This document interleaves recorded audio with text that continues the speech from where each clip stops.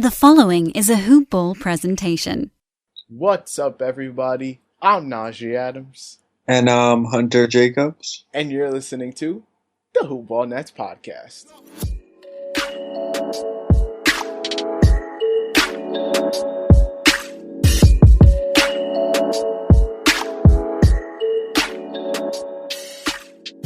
So we're back with another episode. Last week we said we were going to record the podcast on KD's injury and when we think he's actually coming back based on all this new information and speculations and everything like that. And this is that podcast.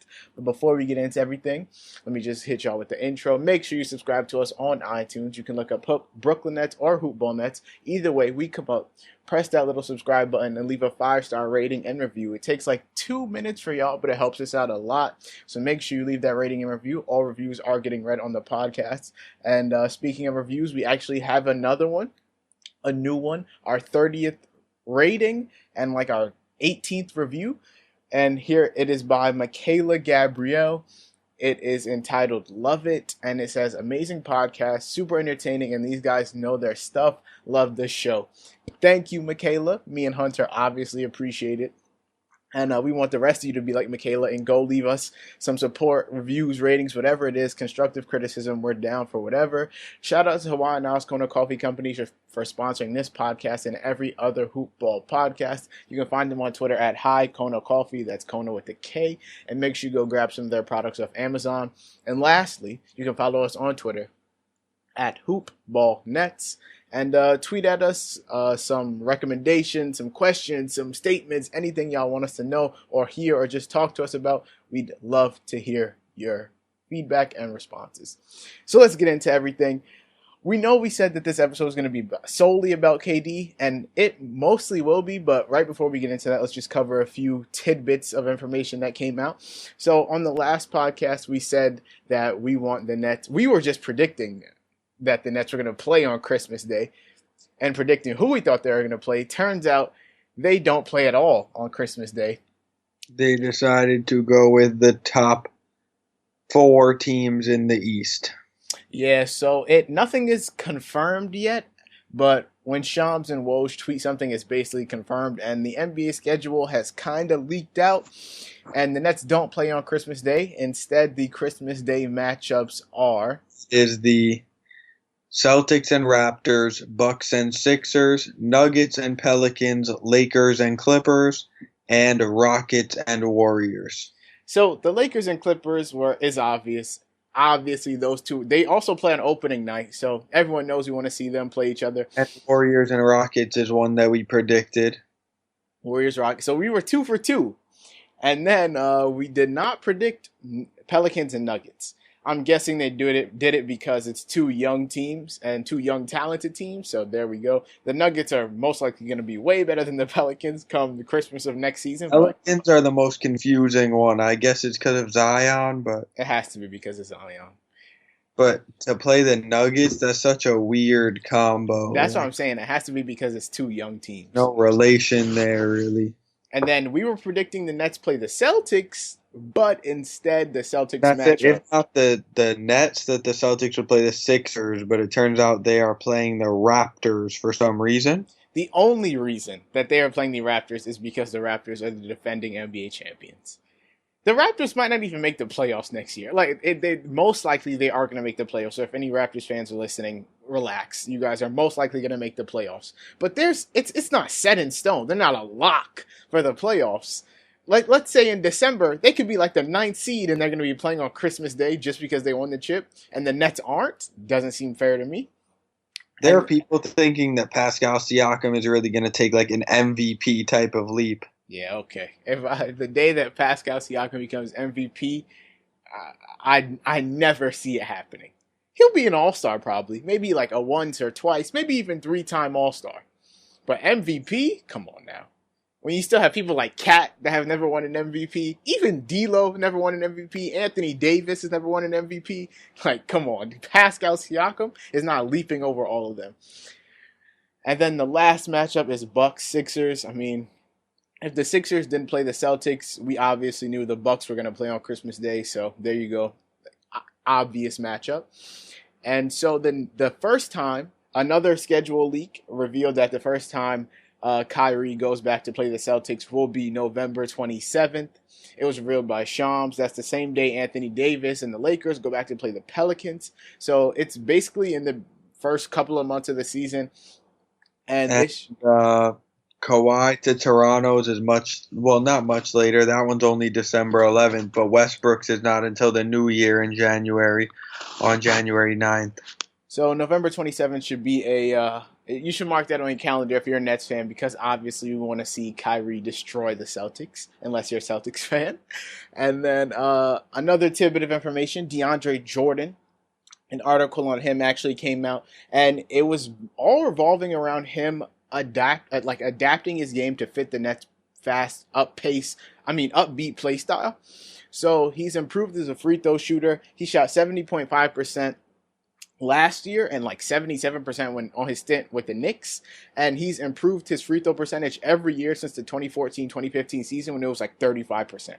So yeah, him and Andre Drummond used to be the staple for Hack-a-Shaq, and now both of them have improved that facet of their game a bit. DeAndre Jordan went as far as to say that he used to hide on the court because he was so afraid of getting fouled and maybe losing his team the game. Yeah, but also it's like he used to focus on shooting too much. Now he just lets it come to him instead of thinking about how he's got to shoot the ball and, if I miss this, if I make it, then that. I feel like he's gotten more comfortable as a player. Yeah. So that obviously lends to him improving in all aspects of his game. And not only does he want to improve from the free throw line, but he also wants to start shooting more threes. Yes.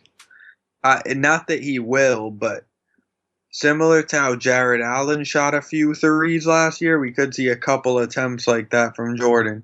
And let's keep in mind, like, it's not out of the realm of possibility for someone that wasn't always a stretch big to develop into one. Brook Lopez wasn't always a shooter, and now he's one of the most noticeable. Lopez was a shooter. He wasn't a 3-point shooter. That's what I mean, like 3-point shooter. He wasn't always a 3-point shooter. Jordan was nothing but a dunker. That's why it will be so difficult to even picture him hitting threes. If DeAndre Jordan could come out and his peak average like 32% from the 3-point line, I say that's not even that. That's a success for me. That's what Joel Embiid averages. Try again. What do you mean? Joel Embiid is but I would take him. If 32%, he would be the next best stretch big. Okay, but I'm saying it's unreasonable to think that because that's what Joel Embiid shoots. He'll be somewhere in the 20s likely. Okay, but even still, I just want the best case scenario for the Nets would honestly be DeAndre Jordan or Jared Allen, either one of them developing into some type of stretch big so you could play them together. Because right now, I don't see how you're playing both of them together because they basically do the same thing. Rebound, play defense. But if one of them can shoot, it can become some type of threat to defenses from beyond the arc, then you can play them both together. But with all of that being said, let's get into the KD stuff. So, Kevin Durant obviously signed with the Brooklyn Nets. He tore his Achilles playing for the Warriors back in the NBA playoffs. And it's been up in the air whether or not he'll miss the entirety of next year or maybe come back. Well, a user named RBNYNYC11 posted on netsdaily.com a whole slew of information basically stating that he believes or she believes that KD will be back before the end of next season. And just saying, KD's already been seen walking around. I was going to get to that later, but we might as well talk about it now. Solid progress. So TMZ captured like a video of him 5 days ago walking in LA with no crutches. Of course he was limping, but still walking 2 months after he tore his Achilles with no crutches whatsoever. And there's been pictures and videos of his vigorous rehab process. He is obviously working very hard to try and hit the court at some point this season. And he was posted on social media right now. Well, he was seen walking without any crutches, but he's also only using one crutch to stand. And there was another picture that showed him standing on both feet without any crutches, which is still crazy to think of in 2 months. So this user on Nets Daily noted a whole bunch of stuff, but I basically broke it down into just a couple of small items, basically bullet pointed it, outlined it. So he noted that Achilles injuries took the largest tolls on players who were right-handed and tore their left Achilles, such as players like Kobe, Rudy Gay, Boogie Cousins, Chauncey Billups. All those players were right-handed and tore their left Achilles. Well, Kevin Durant is right-handed and he tore his right Achilles, just like Dominique Wilkins, who arguably came back just as good, if not better, than he was before. When you think of Achilles injuries and people that have come back in the sport of basketball and been able to match the level of production they were putting out before they got injured, Dominique Wilkins is the first person you really think of. And so he came back the next season, Dominique Wilkins, and averaged 29.9 points per game, which was the third most of his entire career. He got 7 rebounds and shot 46.8% from the field and 38% from three. So all in all, that's an all-star season easily. Even in today's NBA, that would be an all-star season. So he came back just as good, if not better. So the user goes on to say that Durant jumps off his left foot so he won't lose the explosiveness and mobility that he once had, and stated that right-handed players are historically left foot dominant and vice versa. That's the thing. On jump shots, typically you walk into a jumper on your left foot. You plant on your left foot. When you go up for a layup, dunk is with your left foot. That's why all the players on the list before were so hurt by the injury, because they can't do simple things that they're used to. Dunking the ball, laying it up, pulling up for jumpers, it never feels the same. When it's your right foot, yes, your right foot's important, but it's the lesser of the two. And it's the same thing for lefties. Well, a lefty will often go off their right foot for stuff, which is why if a lefty tears their left Achilles, it will probably have the same impact. Exactly. So he also brought up the fact that Durant was able to walk off the court on his own power while other players needed to be carried off. With the exception of Kobe, my man went up there, drained the 2 free throws. He's just a monster. But the majority of the other players had to be carted off, carried off, lifted off, something. Durant walked right off the court, which goes back to saying that he's used to using his left leg primarily, and that leg is fine. So he then goes on to bring up how athletes in other sports, mainly football, have recovered from torn right Achilles, and he names Demaryius Thomas, Terrell Suggs, Brent Grimes, Michael Crabtree, and Dan Marino. So I went and I did like extra research to really dig into whether or not these players came back good, better, or worse. And when you think about it, it's football, which is way more physical than basketball. These players get demolished, hit almost every single play for a total of like 48 minutes. So I'm not going to lie, the football stats, although still relevant, it's kind of harder to gauge that, because think about it for a receiver, for Crabtree and Thomas. If you're on the right side of the field, you're still pushing off your right foot in a route most of the time. It's going to be random which foot you're using dominantly. But you're still planting both legs we're still planting both feet when you're running. Those are just players. Are those players who just tore any Achilles, or specifically their right one? That's players who tore their right Achilles.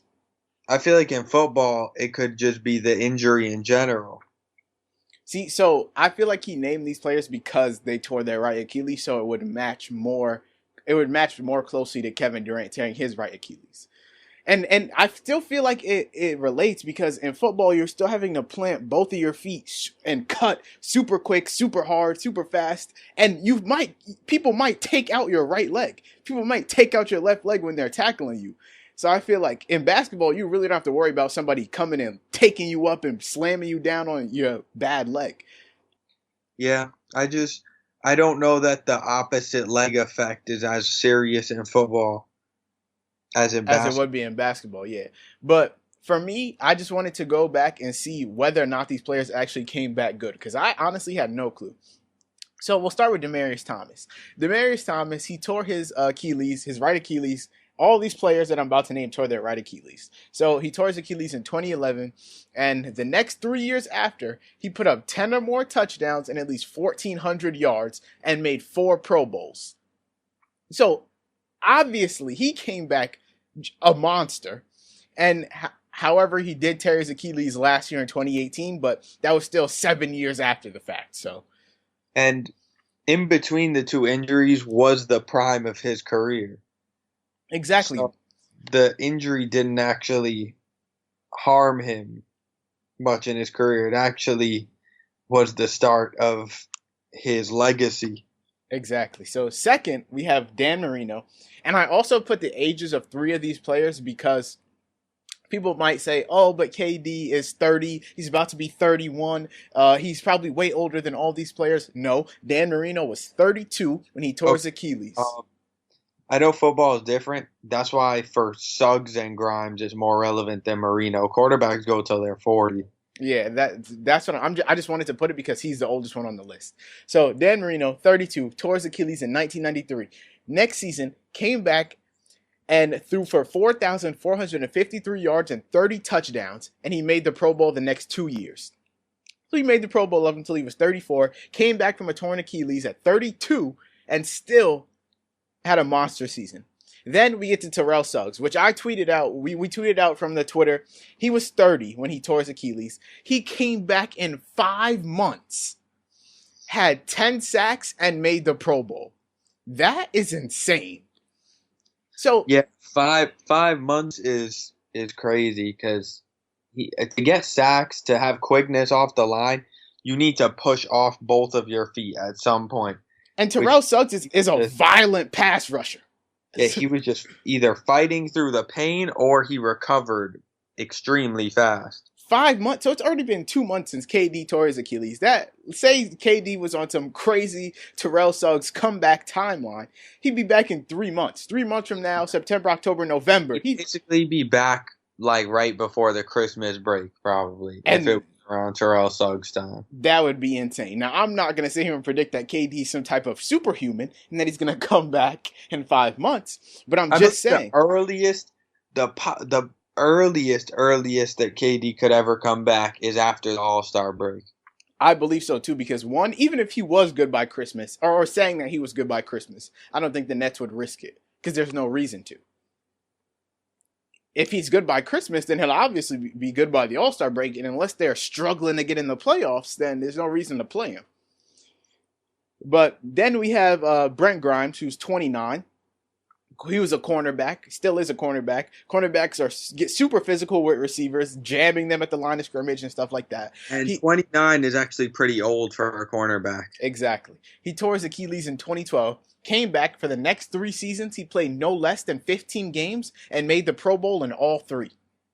Now, I know there's a clear difference between the NFL's full season of 16 and the NBA's full season of 82, but still, he was able to play a physical, super physical sport for the majority of the season. Only missed 1 game in 3 seasons. So it should all bode well for KD. Obviously, in the NBA nowadays, is rest management, but he should be good coming back. And then lastly, we have Michael Crabtree. Michael Crabtree is arguably the worst of the players on this list. Yeah, it's not that he's good. He's all right. He's an average NBA. He's a sorry receiver. He's an average player. Yeah, he's an average like NFL Harrison receiver. Barnes of the NFL. The Dwight Powell. he averaged. Oh no, he didn't average. He tore his Achilles in 2013. He came back. He played 16 games each of the next 3 years. So he played a full season for the next 3 years, and he reached over 900 yards in 2 of those 3 years. He never made the Pro Bowl in his entire career. Not like 900 is a huge achievement, but like he was still playing.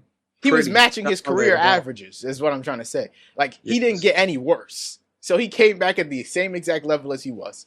Yes. So in all 5 of those instances, the player came back at least good, if not at least as good, if not better than they were before.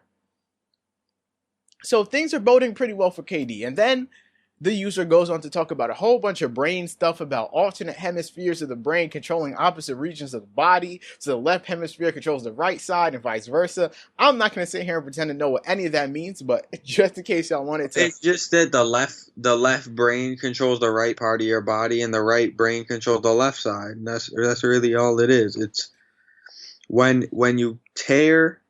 Break it down for us. When you tear your right Achilles, it affects the left brain because your leg doesn't have the same mobility because it can't work. That's why he's in rehab right now. The right brain off his left leg is still functioning the same exact way because his body is still perfectly healthy. Boom. So there you have it. If y'all want to go look up the exact specifics of what the user said, we retweeted it. It's on our Twitter, so go check it out. He then goes on to say that the media is overstating Durant's injury timetable because Kobe Bryant, Rudy Gay, and Wesley Matthews were all back in 8 months or less, and they suffered way more hampering injuries or way more severe injuries than Kevin Durant. The most impressive one on that list is actually Wesley Matthews because he's still playing at a similar level to what he's always been. Yeah, he's still an average NBA player. He's going to start for the Bucks next season, probably. Exactly. And finally, he proclaims that Durant should be back around the All-Star break and will be, this is the kicker, he'll be 100% come season's end. Now, stating that KD will be back by the All-Star break is fine. But stating that he'll be 100%, because Kevin Durant at 100% is the best player in the NBA. So stating that he'll be back to 100% come time for the playoffs is huge. Because if that's the case, now... I think it's possible because if he'll have 2 months of playtime, think about it. So Karis LeVert, I know it's a completely different injury, but in terms of how gruesome it was, it looked pretty similar. He came back around February, around the All-Star break. And he wasn't 100% until right when the playoffs hit. And that's when you started seeing flashes of his good self again. So it wouldn't be out of the question for KD to hit around 100% right in the last games of the season into the playoffs. And if the Nets come into the playoffs, let's say barring any other catastrophic injuries, the Nets come into the playoffs with a fully healthy Kevin Durant and a fully healthy Kyrie Irving, then we're talking NBA championship hopes. Easy. Right, let's say they end up as the 5th seed, okay? And they're playing... Just say they're playing the Raptors. Okay.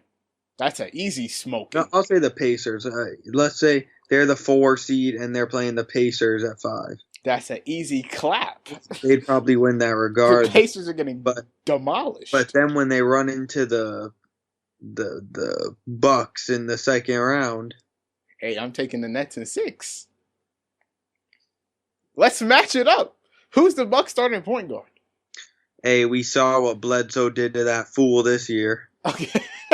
Okay, so let's say Kyrie versus Bledsoe. We all know Kyrie Irving wins. Look, that Kyrie's one better, but this guy needs to show that he's better than Bledsoe before I say he's better than Bledsoe. Let's give him the benefit of the doubt, though. Let's give him the benefit of the doubt. Okay, sure. Kyrie, Bledsoe, boom, Kyrie. So we then have Karis LeVert versus who? Who? I don't even know who the Bucks starting 2 is. Wesley Matthews. That's destruction at its finest. So there we go. Karis LeVert over Wesley Matthews. We're 2 for 2 right now. And then we get KD and Giannis 3 for 3 because KD. What? Oh, come on now. Off of an Achilles. Come on now. Can't say he's going to be 100%. This is off the scenario. This is based off the scenario that KD's 100%. It's really not all that different that you're like 3 for 3. Not KD is not better than Giannis. Come on now. Half of the game is really not all that different. All right, so even if we get 1, KD's 10 times better than Giannis. No. 2, 10 times is a lot. Oh yeah, he's that much better. KD is a better offensive player than Giannis. KD's a better player than Giannis. No. Yes, what? He's a player when you're talking about this is the most blasphemous thing you've ever said to me. The best all-around players, when you think about it, the best all-around players in the game. I'm going to ask you a yes or no question right now. Kawhi, Giannis. I'm going to ask you a yes or no question right now. Anything better than Giannis? Is KD a better all-around player than Giannis? All around. Yes or no? Yes or no? All around player? Yes or no? Think about what you just said. Oh, you're dancing. You're dancing around the question. Who's a better rebounder? We don't know. I guess you can say Giannis. I guess you say passer. KD. Excuse me? KD. Giannis runs the whole offense through him. If KD was on there, he'd do the same thing. Don't forget. Don't forget. KD was on the Warriors. On the defensive end. KD's clams. What? Bro, KD is clams. Giannis was almost defensive player of the year, buddy. Okay, who he didn't win it, did he? Nope. He was in the top 3. KD is clamps. Who's a better shooter? KD. Who's a better scorer? KD. Got on him. Who's a better playmaker? KD. Playmaking is pretty even. Who has a no. Who has a better basketball IQ? KD. That is true. But Giannis takes 2 steps from half court, and you're going to tell me. Okay, we're talking about athleticism. Okay, who's more athletic? Giannis. Okay, cool. Who's longer? Giannis. Who cares? KD is better than Giannis. Okay, but even still, back to the Bucks. We'll match it up even. Even, sure. We have the better point guard and shooting guard, and we have the even small forward. And who's the 4? All right, Taurean Prince versus Chris Middleton. Okay. Wait. Why would they're going to start Chris Middleton at the 4? Middleton's going to be at the 3, but Giannis is going to guard KD and Middleton's going to guard Prince. Okay, so cool. So might as well match it up like that. All right, cool. But what if all right, let's give them that. Chris Middleton over Taurean Prince. But then we have 2-1-1 in favor of the Nets. And then we have Jared Allen or DeAndre Jordan, either one, versus who? Brook Lopez? Either way, we win that one. What? Bro, come on. We're really going to say that Brook Lopez is that nice based on one fluke season, maybe? Is better than Jared Allen and DeAndre Jordan. No, he may be better than Jared Allen. No shot, he's better than DeAndre Jordan. Both. No, he's not. Yes, he is. No, he's not, bro. Oh, my God. No, he's not, bro. Okay, so let's go to bench. Let's go to bench. Yeah, 2-2-1 going to the bench. Spencer Dinwiddie. Who's stopping him? Who's matching up with him? George Hill. Body destruction. Body bag. Who's next? Even on the Bucks bench. Exactly. We don't even know because they're trash. No, they got people. Who they got then? They got people. Who they got? Look up the Bucks roster. You think I know the whole Bucks roster by heart? All right, let's look up the Bucks roster. Bucks roster. Let's see. So obviously we got. This is only round Thanasis. 2. We're gonna Thanasis. Korver. Okay, who cares? Kyle Korver is Joe Harris. Oh, we didn't even say Joe Harris. Oh my God. So Spencer Dinwiddie and Joe Harris versus Kyle Korver and who do we say? Kyle Korver and George Hill. That is destruction. And then Robin Lopez versus Jared Allen. Oh, that's 3 for 3. Who? Sterling Brown, John Lure, Luka May, Pat Connaughton and John Lure. Okay, Dante DiVincenzo. Yeah, he's gonna score 30. So there we go. I think it's pretty even. It's pretty noticeable that the Nets win that series. And then who we got? They're moving on against the Sixers, probably. Sixers or Celtics. The Sixers, probably. I don't know that they're getting. I don't want to hear this bench nonsense. Match up the starting lineup right now. Match up the starting lineup of who? The Sixers Ben and the Simmons, Celtics? Kyrie. Oh, the Ben Simmons and the Nets. Oh, Sixers and the Nets. All right, Ben Simmons, Kyrie, even. I want to. Kyrie's better than Ben Simmons, but I know people are going to say Ben Simmons is so nice. Okay, so even. Josh Richardson and Karis LeVert. Even. Even though Josh Richardson is not as good of a scorer as Karis LeVert. Okay, even. KD and who? Tobias? Yes. Body bag, KD. So then we have 3-2. KD is way better, but it's not like Tobias is trash. Okay, yeah, but still, KD's the best player in the NBA. So then who we have? Horford, Torian Prince, Al Horford. Okay, Al Horford. And then Joel Embiid. No, Embiid, yeah. Okay, obviously. And So then it's 2-1 and 2 in favor of the Sixers. And then let's go to the bench, please. Spencer Dinwiddie on Zaire Smith. You win. All right. Okay, Joe Harris. Thybulle. Joe Harris on Matisse Thybulle. I told you, the bench doesn't matter. They're going to play the starters. James Ennis. Furkan Korkmaz. Jonathan Simmons. Jonah Bolden. Mario Shayak. Shake Milton. Kyle O'Quinn. Raul Neto. Trey Burke. Forgetting the bet. Yep, Trey Burke. There you go. And who? Haywood Highsmith? Haywood Highsmith. Who is that? I don't know. Who is that? I don't know. But let's say it's the Celtics. Let's do that quick matchup. Celtics versus Nets? Yes. All right. So we obviously have Kyrie versus Kemba. Kyrie. I know you're going to start and say even. No shot.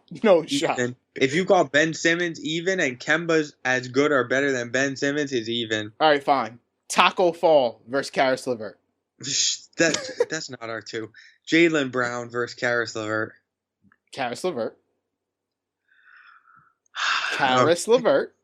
No, that is just not true. But okay, next. Kevin Durant versus Jason Tatum. Come on now. Gordon Hayward, Torian Prince. Honestly, not that far apart. But Gordon Hayward. Not that far apart, though. Gordon Hayward. All right, I can't wait for your answer here. Enes Kanter, Jared Allen, DeAndre Jordan.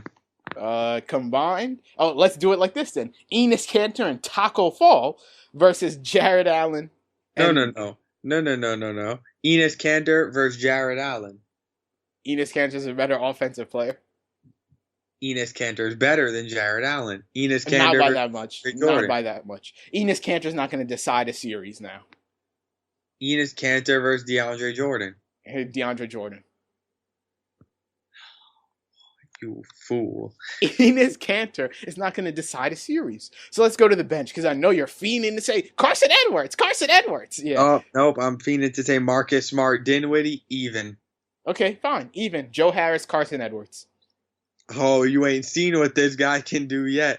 I don't want to hear that. There's no shot Carson Edwards is coming in and averaging any more than 10.3 points per game. Okay. No shot. Okay, and Joe Harris on the bench is not still going to average 14 points. He'll probably average like 11 on like 45% shooting from 3. 11 versus 10.3. What? All right, but Joe Harris could end the game. Carson Edwards cannot. Joe Harris get hot, that's game over. You don't know what this guy can do. He could walk in and be Damian Lillard for all we know. Come on now. That's black. We ending the podcast right now. This man just said Carson Edwards could be Damian Lillard. Oh, we don't know what anyone can be. I would bet my left arm. No one knows what anyone can I would bet my left arm that Carson Edwards is never going to be Damian Lillard. What's his ceiling to you? Let me think. Cool. His ceiling, Carson Edwards' ceiling, is probably something like Dennis Schroeder. You are a fool. How? His ceiling is prime Isaiah Thomas. What? The man that almost averaged 30 and was an MVP candidate? In that season, yes, that's going to be the peak of his career. You are the fool, my friend. If you don't know what this guy Carson Edwards can do, you have not watched him. I saw him at Purdue hitting every shot he took, step back in someone's face, waiting for it to go in. The Summer League? How much did he average in Summer League? Oh, this guy had a great Summer League. He was hitting impossible shots left and right. Who was the Summer League MVP? Brandon Clark. Oh, he's going to be nice too, right? Yes. Remember Josh Hart? Josh Hart was just Summer MVP. What happened to him? Hey, Josh Hart's a role player in the NBA. Yeah, so that's what Carson Edwards is going to be, a role player. Behind Kemba, yeah, until he takes for the rest of his career. 4 years. And then let's get back to the matchup. We have one of the centers that doesn't start against Robert Williams. Against Vincent Poirier, actually. Is that much better? You don't know this guy. He's a rebounding. Okay, so now everyone in the Celtics, no one knows. Nobody knows who everyone in the Celtics is. Nobody knows. But regardless. Regardless what? The Nets have a good enough team. What? What Javonte Green? What's he going to be? Prime Michael Jordan? That guy is not even on our team. Max Struss. Who's he going to be? It's Max Strus. He's a two-way guy. Oh, okay. So there we go. Be in the playoffs. Brad Wanamaker. Prime LeBron, maybe? All right. Now let's hear this. They go to the finals and see the Lakers. Now what do you have to say? Let's match it up. Go ahead. Okay, so the Lakers starting one. It's either going to be LeBron or Quinn Cook. It's LeBron. All right, so LeBron is going to be guarded by KD, so let's just match that up. LeBron, KD, even. Boom. Okay, 2, Danny Green. Danny Green versus Karis LeVert. Karis LeVert. Nah, I know. Karis LeVert. Karis LeVert. You can't say Karis LeVert is better than Jaylen Brown. Not say he's better than Danny Green. It is. It's Karis LeVert. And then we have, we already said LeBron, so I guess the point guard versus whoever their point guard is. Kyrie versus... Just say Kyrie Irving versus Quinn Cook, I guess. Kyrie versus Rondo or Quinn Cook. Sad. Regardless, they win. And then Anthony Davis? Oh, let's say Kyle Kuzma, maybe? Kyle Kuzma versus who? Torian Prince? Kuz. And then Anthony Davis versus Jared Allen. So it's 2 destruction. It's 2-2-1. Okay. And then the bench. DeMarcus Cousins versus DeAndre Jordan. Hey, unless he proves something to me, that's even right now. Okay. And then who else? Who else? Who else you got? I'm a Lakers fan. Can't even think of the roster right now. Rajon Rondo. Avery Bradley. Avery Bradley. Bradley versus Dinwiddie. And that's clamps, though. That's clamps. All right, Rondo, and that's clamps. Dinwiddie's going to get clamped by Avery Bradley. Oh, my goodness. Rajon, I feel like the Nets fans were behind me until we got to this one. Rajon Rondo or Alex Caruso? Versus who? Oh, my goodness. Don't forget about my boy KCP, Quinn Cook, Troy Daniels, JaVale McGee, Taylor Horton Tucker. Oh, we about to have, we got Jared Dudley. He about to come off the bench. You forgot his name. He about to come off the bench and square up with KD just like he did with Jimmy Butler. Harris, Carooks. All right, who is Carooks better than? Come on now. Who is Carooks better than? Troy Daniels. He's never going to play. He's never going to touch the court. Taylor Horton Tucker. Regardless. Caldwell Pope. Regardless.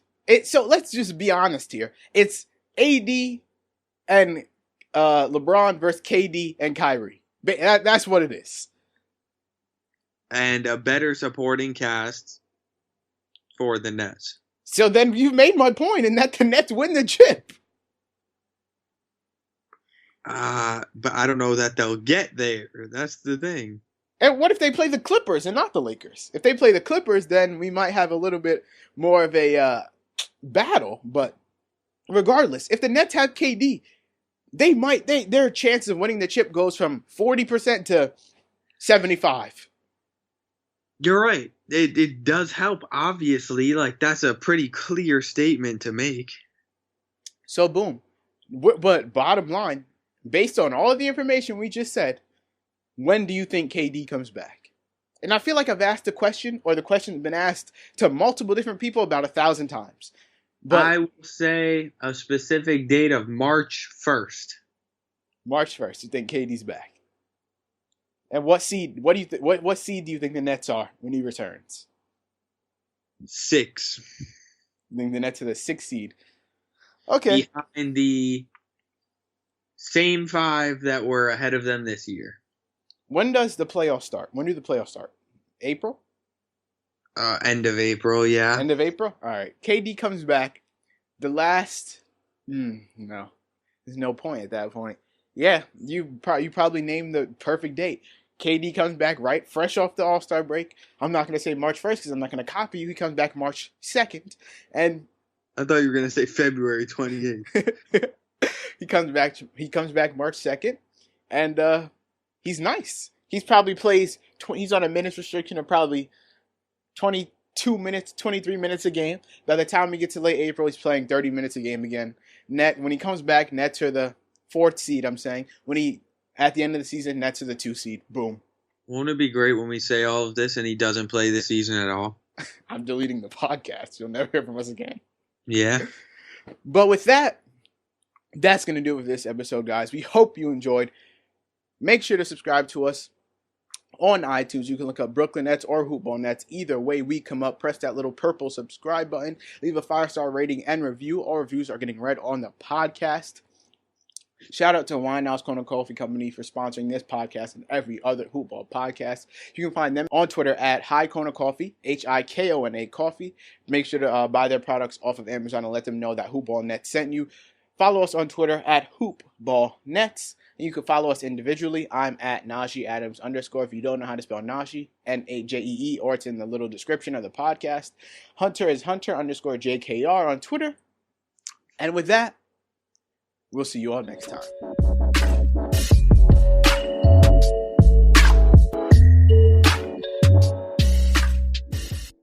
This has been a Hoop Ball presentation.